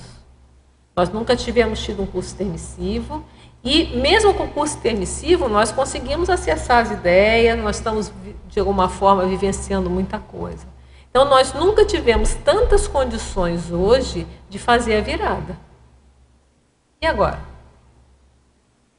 Agora, ficar se queixando, não, porque é difícil. Ninguém diz que é fácil. Desperticidade, se fosse fácil, não é. E eu vejo que a desperticidade talvez seja uma luta de muitas vidas. Recentemente o professor Walter estava falando, não, como é que ele já trabalha muito para manter a desperticidade dele. Quer dizer, olha só, o nível que ele já está. Eu vejo que é um trabalho constante, daqui para muito tempo à frente, porque a gente vai ter que se manter equilibrado, manter imperturbável. E quanto mais trabalho a gente faz, mais assédio vem. Então, o paradoxo assediador. Então, mais a gente tem que trabalhar. Então, esse é um trabalho aí para muito tempo, né? Para muito tempo. Então, a gente tem que começar. Temos que começar. Adriana, na parafatologia, não sei se você já comentou, e acho até que pega um gancho no que você já está falando. Fala um pouquinho sobre a postura emocional incongruente com a autobagagem multiexistencial. Alguns exemplos nesse sentido. Olha, ela está incongruente com a autobagagem. Você já tem uma autobagagem multiexistencial, já tem um monte de experiência, já domina um monte de coisa. Por que está ainda tendo uma postura de emoção, às vezes boboca? Não condiz com a maturidade que você já tem. Então, por isso que ainda está anacrônico, por isso também está deslocado por isso. Você já tem uma série de opções maduras, de que isso você já manifesta, às vezes, em várias áreas da vida, já manifesta uma coisa mais madura, já tem um nível de reflexão, de senso crítico e tal. Mas por que, então, ainda se permite, né, como a pergunta lá da Keiko, né? Ainda se permite, às vezes, pegar uma emoção, falar que é difícil, mas peraí, a gente não é madura, a gente não já superou tanta coisa nessa vida em outras, né? Então, por quê? Então, o retroafeto é justamente isso, é quando já passou, a gente já tem muito mais maturidade, mas a gente, de alguma forma, se acomoda em manter posturas que já ultrapassaram. Então, é isso aí que a gente quis dizer. Está incongruente, não bate mais. É a mesma coisa a pessoa que já tem aquela do filho adulto, né? Que a gente deu um exemplo em termos intrafísicos, né? A pessoa já tem, é um excelente profissional, já está lá com 50 anos, agora a gente vai falar, tratar com a mamãe, trata como um menininho, faz um monte de queixa, não sei o quê. Peraí, você não tem mais 5 anos. Você tem 50, você não vai compreender, às vezes, os erros da sua mãe, você vai ainda... Por que aquela vez, quando tinha 5 anos, você não me deu? Peraí, tem 50 anos, às vezes o bobear já tem 5 filhos. E trata, mantém, na hora de lidar com a mãe ou com o pai, volta a criança, né? E como se fosse aquele menininho de 5 anos reclamando. Peraí, não está incongruente? Então, isso a gente está falando de intrafísico. Agora vamos pensar em multiexistencial. Mesma coisa, já tem um nível de maturidade e, às vezes, em algum momento, em relação a determinada pessoa, no caso aqui a gente falou da figura da mãe e do pai, mas seja qualquer pessoa, a pessoa se comporta como se ainda fosse aquela pessoa mais simplória, mas peraí. Quer dizer, mesmo com toda essa bagagem multiexistencial, é possível a pessoa ainda cair nesses pontos? Aí, seriam por isso que pontos frágeis dela, que ela ainda traz? Aí tem que ver o ganho, se é um capricho, se é uma teimosia, e cada um tem que estudar. Mas é exatamente isso. Pega o exemplo da vida intrafísica. Não tem pessoas assim? Homões, barbudos, cheios de filho, e que na hora vai falar com a mãe está reclamando um monte de coisa como se tivesse 5 anos de idade? Não existe isso, esses casos? Tem até uma série de psicologia já estuda isso. Então vamos pensar, se existe isso aqui, vamos pensar em multiexistencialmente. Qual o ganho nisso? É uma reflexão? O que é? Aí o leque de causas é enorme. Então a gente está relatando um fato. As causas, cada um aí vai fazer aí as suas pesquisas para ver por que se regride, é uma regressão. Naquele momento a pessoa se permitiu de alguma forma regredir, por algum motivo. Perfeito, obrigada. Ok? Então vamos lá aqui, ó. Terry Tertuliano, 5ª linha. Poderia exemplificar as autoculpas desproporcionais. Isso está naquela lista que a gente falou da enumeração, né? Então, olha só. As autoculpas e heteroacusações desproporcionais. É a mesma coisa, é um retroafeto deslocado. Por quê? Quando a autoculpa ela é desproporcional à situação, Como a heteroacusação é a mesma coisa. Então, às vezes a pessoa só faz acusações em relação a alguém. Vamos pensar no filho com a mãe lá, né? Faz uma série de acusações, só que é desproporcional, aquilo tá manchado de emoção. Ou então de autoculpa, entra na vitimização. Não, eu sou culpado. E também exagera. Então, são duas situações que é um afeto, é uma emoção, que está também fora desproporcional. 7ª linha, a autoassedialidade sustentada levianamente. É aquilo que a gente falou antes, né? A pessoa pega o autoassédio, isso tudo é um autoassédio, e a pessoa não fez nenhum movimento para mudar. Então, ela está sustentando levianamente. Ela está leviana, ela não está vendo os efeitos, os prejuízos de ficar assediado. Nós todos que não somos despertos, estamos levianos. Não é? A gente está deixando, porque se todo sente parte do princípio, é um princípio, que todo heteroassédio, ele está enraizado em um autoassédio, então houve uma permissão de alguma forma. Se a gente continua permitindo sem fazer nada para não permitir, a gente está deixando a coisa correr. Não vimos ainda os efeitos, os prejuízos, os danos, tudo que a gente pode ser prejudicado a nós e os outros dessa condição. Então ainda está cômodo de alguma forma, né? Fala, Pela. Eu ia falar sobre essa coisa de ser difícil, depende muito da consciência. Você está dando exemplo de um adulto que regride em contato com a alopensene da mãe. Isso. E, às vezes, a dificuldade que ele tem. A gente, como mãe, também já percebe no filho, como o filho vê a mãe daquele jeito que ela era. Não tem um filho que atualiza e vê a mãe como ela está hoje. Interessante. Então, ele vê a mãe, é adulto, tem quase 50 anos, mas vê a mãe como a mãe era. A mãe como era antes. Ele se sente bem, acho que com aquele sentimento. É um sentimento retroativo ou regressivo, mas ele se sente bem com aquela relação. Aí, se ele está sentindo bem, vamos ver. O problema é se ele está se infantilizando, aí está deslocado. Mas é uma falta de atualização, porque no momento que surge algum problema, fica mais difícil de lidar ou de trabalhar. E agora tem um outro aspecto desse, o que é difícil, é no sentido assim, se você previne a pessoa, olha, isto vai doer, ou vai passar por uma cirurgia, ou então vai mexer em algum ponto emocional que vai deixar a pessoa sensível. Então, você previne a pessoa, olha, isso é difícil, isso vai doer. Você está falando a realidade, porque depois de uma cirurgia, depois de uma mexida emocional, vem uma convalescença. A pessoa precisa se cuidar naquele momento. Ela precisa fazer uma espécie de resguardo, de autoencapsulamento, para não se deixar desestruturar. Então, é nesse sentido o achar difícil. Não é dizer, é difícil porque é impossível. Não, não é. É difícil porque mexe com a gente. Mexe, mas não quer dizer realidade. É uma realidade avisada, vamos dizer assim. Então, se eu tenho uma realidade avisada, eu sei que vai doer, eu vou fazer aquela cirurgia, eu vou fazer assim mesmo. Mas aí a gente também não pode fazer muito... É assim, o fato de ser difícil, aí, não quer dizer que... Vamos dizer assim... Não é impossível. É para não valorizar tanto a dor, porque às vezes o bem-estar é muito maior. Na hora que a pessoa, por exemplo, abre mão, às vezes faz um perdão e abre mão, ela não vai doer, vai ter um alívio danado. Sem dúvida. Então, é difícil por quê? Porque vai ter que ter uma série de raciocínios, de reflexões, para chegar na questão. Mas depois tira um peso de não sei quantos quilos das costas. Então, não foi doído. Às vezes é doído mexer, lembrar e tal. Mas aí é ter doído por quê? Por que a pessoa está carregando nas tintas? Então, tudo isso a gente pode tentar ver isso de uma forma mais madura. Quanto mais a gente conseguir sobrepairar, melhor.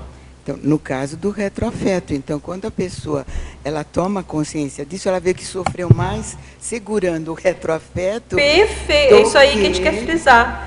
O retroafeto, às vezes, ele é mais, se for um retroafeto patológico, doloroso, ele é mais doloroso e mais sofrido do que na hora que abrir mão dele. Ó, não quero isso para mim, não quero isso para mim, não me pertence mais, como dizem.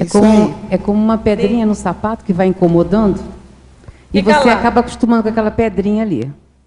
Mas na hora que você consegue tirar o sapato e jogar a pedrinha fora, o alívio é imensurável. Aí que você vê como não era uma pedrinha, era um pedregulho. Né? Exatamente. Eu queria pedir para você falar um pouquinho mais da mitologia na página 24, os mitos pessoais quanto às vidas pregressas. É porque, às vezes, como a gente não tem... a gente vem o sentimento, mas não vem o conteúdo, às vezes, por não ter retrocognição, muitas vezes a pessoa cria fantasias sobre a vida pregressa. E essas fantasias, às vezes, podem gerar mitos. E a pessoa acaba mitificando a vida. Entendeu? Então, ela mitifica esse passado, criando, às vezes, fantasias nas relações interpessoais que não está fundamentado em nenhum fato real. Porque ela não estudou a fundo. Ela pegou sua emoção, elucubrou superficialmente. Por isso que a gente chega a colocar aqui, ó, lembra quando a gente escreveu? Ó, a autodisposição para enfrentar a verdade dos fatos elimina as tentadoras conclusões precipitadas e ficcionalizações de retrovivências compartilhadas. Porque é mais tentador você pega fantasiar alguma coisa, é isso e ponto, não penso mais nisso. Dá mais trabalho você tentar escarafunchar e descobrir realmente a verdade. Ok? Sim? Adriana, eu queria saber essa maneira polarizada de pensionizar entre protagonista e antagonista dentro da família, por favor. É um pensamento, como a gente falou, tudo ou nada, porque ninguém é só protagonista ou antagonista, né? O tempo todo. Então é aquela visão, ou você está comigo ou você é contra mim. É o contrário da admiração discordância. Então a pessoa começa a criar, às vezes, dentro daquele grupo, fulano é o protagonista, é o principal, o outro é o antagonista. Quem é o antagonista? É o vilão. Ele é o vilão, então fulano é o vilão, o outro é o mocinho. Então a pessoa cria uma série de fantasias, isso em qualquer grupo que ela possa estar frequentando, inclusive dentro da família, às vezes tem aquele filho que é o problema, ou aquele tio que é o problemático. Então criou ali aquela configuração e congelou. Só que ninguém é assim, ninguém é só vilão, nem só mocinho. Obviamente existem gradações, ok? É raro aquela pessoa que ela é má, até existe, né? Mas na maioria dos casos, as pessoas têm nuances. Então, a tendência do tudo ou nada, às vezes, é congelar aquelas convicções, aqueles papéis, e não muda. E aquilo fica anos, e não vê o que mudou. A gente chega a colocar aqui no final, que as pessoas mudam, né? E podem mudar mais rápido. Ok, as pessoas mudam e podem mudar em ritmo mais acelerado que você. A gente não pode usar o quê, né? Mas a pessoa pode... as pessoas mudam. E abre o olho, que pode mudar mais rápido que você. Então, às vezes, aquela vítima, aquele algoz, aquela pessoa que foi o mal no passado, ele pode estar hoje melhor evolutivamente que as vítimas todas. Sei lá, não sei o que ele fez. Não pode congelar. Ok? Então vamos aqui para mais uma pergunta. O fechadismo, a reciclagem afetiva que está na fatologia. É que a pessoa, no momento que ela não se abre a fazer essas mudanças, ela está fechada a reciclagem. Ela prefere manter o afeto daquela maneira que estava antes. Poderia abordar os retrotraumas incompreendidos? Muitas vezes esse retroafeto é fruto de um trauma passado. Então teve algum trauma em relação a alguma pessoa, alguma situação, a pessoa não compreendeu aquilo e segura aquilo, e aquilo fica. Por quê? Não trabalhou, não foi mexido aquilo, não houve a catarse, né? Não houve o processo de liberação.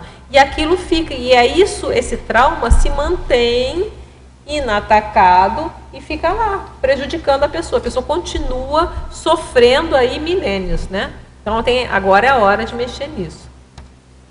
Página 23, primeira linha. Gostaria que abordasse o trinômio orgulho ferido, teimosia infantil e inflexibilidade emocional. A gente pode dizer que isso aqui seria, muitas vezes o retroafeto, ele está embasado nesse trinômio. Orgulho ferido, teimosia, a pessoa está com orgulho ferido, sim, tem um sentimento. Aí teima, infantil. E uma inflexibilidade emocional para mudar. Peraí, mas será que ainda continua assim? Vamos ver, mudou alguma coisa? Então, esses três condições aqui, muitas vezes elas estão na base da manutenção, da sustentação do retroafeto.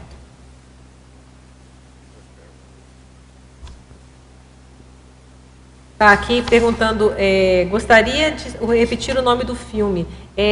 Para Sempre, ok? Obrigada. Aqui é a dona Dalva. Olha, um abraço, dona Dalva. Eu já li o final. Um abraço. Para sempre esse filme, tá? Principiologia, terceira linha. Poderia ampliar o princípio popular e o tempo não para. Não, o princípio popular do tempo não para, no contexto do seu tema. Para lembrar, a dona Dalva, né, o livro dela é o Sempre é Tempo, né? Então tá na linha do filme, né? Então, o princípio popular do tempo não para. Por que a gente colocou isso aqui? É justamente que a gente precisa reatualizar os nossos sentimentos, nossas convicções, nossa maneira de ver as coisas. Se a gente vê aqui na frase enfática, o retroafeto, o que ele acontece? Ele enrijece concepções, distorce percepções e obnubila a criticidade. Então, se a gente lembra que o princípio que o tempo não para, que as coisas mudam, que as pessoas mudam, a gente tem que reatualizar, sempre estar dando uma revista nas situações, tá? Mitologia, a gente já falou há pouco tempo atrás, né? Que é os mitos pessoais contra as vidas pregressas. E remissiologia, como superar o cacuete holobiográfico que insiste em aparecer em momentos inoportunos. Olha, a questão é, eu não vejo outra forma do que começar a trabalhar. Então, se você já identificou que você tem aquele cacuete, você tem aquela maneira de funcionar enrijecido, que é coisa do passado, que você está repetindo, é a hora de você dar um basta. Só depende de você. Então, você desse elenco de cacuetes que você possa ter identificado, às vezes começa com escolhe um deles e começa, não, eu não quero mais isso. O que eu preciso fazer para fazer um contraponto em relação a esse cacuete? Como você não explicou o cacuete, fica difícil falar genericamente, né? Mas veja, é o quê? É um cacuete emocional? Vamos supor que você é uma pessoa que chora à toa, né? Qualquer coisa chora em novela, chora em filme, chora em qualquer coisa. Né? Ganha presente, chora está chorando, qualquer coisa está chorando.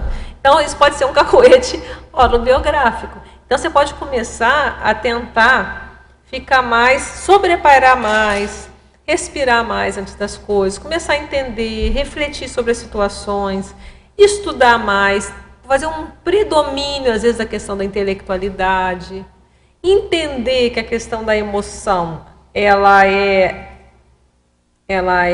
como dizer, ela obnubila a nossa maneira de perceber as coisas, essa emoção exacerbada, e você vai trabalhando isso. Você vai, às vezes, morde a língua, se sentir vontade de chorar, morde a língua, é uma boa técnica, funciona. Com moderação, né? Você não vai machucar a sua língua, mas segura ali, respira, aí trabalha as energias, faz um EV, opa, fica firme, calma. Então vai tentando, você tem que ver o que é e você vai criando técnicas para tentar resolver isso. Se você achar que está difícil fazer sozinha, hoje existem vários já recursos, cursos, terapias, né? Consciência terapia, tem a terapia cognitiva, tem uma série de ferramentas que podem, às vezes, te ajudar, dependendo do teor desse seu cacoete. Tá ok? Então, olha, agradeço a presença de todos aqui, dos tertulianos, tertulianos, amparadores e todo mundo. Tá certo? E até a próxima. Os nossos comerciais, por favor. Obrigada. Pontuações da tertúlia de hoje. 23 assinaturas no livro de presença, 10 perguntas presenciais e 21 perguntas online. Os recados de hoje serão da Anália, Casas Saudáveis, e da Keiko, programa Verbetografia. Boa tarde, tertulianos e teletertulianos. Nós estamos terminando o ano de 2013 e estamos iniciando 2014. Eu pergunto, como é que está a casa de vocês? Quais os planos de vocês para a sua base física? A CIP está oferecendo um curso na medida para vocês começarem a pensar nisso e fazer um belo projeto de uma casa saudável. O curso vai ser dado pela professora Mara Vargas e ele vai embasar casas energeticamente saudáveis, blindagem energética, identificação de bagulhos energéticos, uma ótima oportunidade para fazer aquela faxina nas coisas que estão lá acumuladas, campos de energia da casa, Psicometria, para você verificar qual o melhor cômodo, aonde está mais agradável, aonde está precisando de mais trabalho. Entropia e homeostase da casa e manutenção da saúde domiciliar. Gente, é um curso fantástico. O título é Casas Saudáveis e vai ser no dia 22 de dezembro, ou seja, depois de amanhã, na sede da ACIP. De 8h30 às 11h30 e depois de 15 às 18h, após a tertúlia.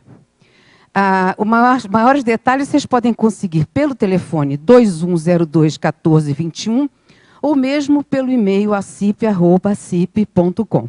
Estamos aguardando vocês lá. Tchau.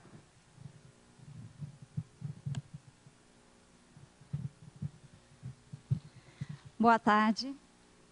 Convidamos os tertulianos e os teletertulianos que estão interessados em escrever verbete para a Enciclopédia da Conscienciologia, aqueles que estão com dificuldade de dar andamento ao seu verbete, né, e também aqueles que estão bem interessados em escrever para contribuir com o seu verbete para a Enciclopédia da Conscienciologia, a se inscreverem, se programarem, né, e, se puderem, já se inscreverem para o programa Verbetografia, na modalidade de ensino à distância, EAD, que vai iniciar no dia 27 de fevereiro de 2014.